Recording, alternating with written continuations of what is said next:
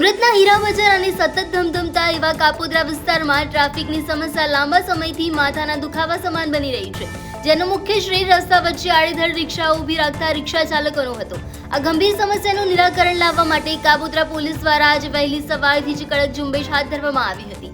આ કાર્યવાહી દરમિયાન ટ્રાફિકના નિયમોનું સરેઆમ ઉલ્લંઘન કરનારા અને જાહેર માર્ગો પર અડચણરૂપ બનતા 15 જેટલા ઓટો રિક્ષા ચાલકોએ પોલીસે રંગી હાથ ઝડપી પાડ્યા છે।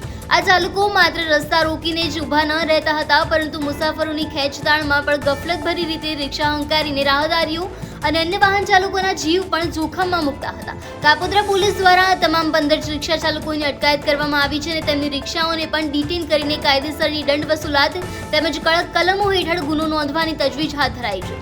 ઉલ્લેખનીય છે કે કાપોદ્રા જેવા ગીચ વિસ્તારમાં રિક્ષા ચાલકોના મનસ્વી વર્તનને કારણે કલાકો સુધી ટ્રાફિક જામની સ્થિતિ સર્જાઈ હતી, જેનાથી સામાન્ય જનતા અને નોકરિયાત વર્ગ ભારે હાલાકી ભોગવી રહ્યો હતો। પોલીસની આક્રમક કાર્યવાહીથી વિસ્તારના રહીશોમાં આનંદની લાગણી જોવા મળી રહી છે।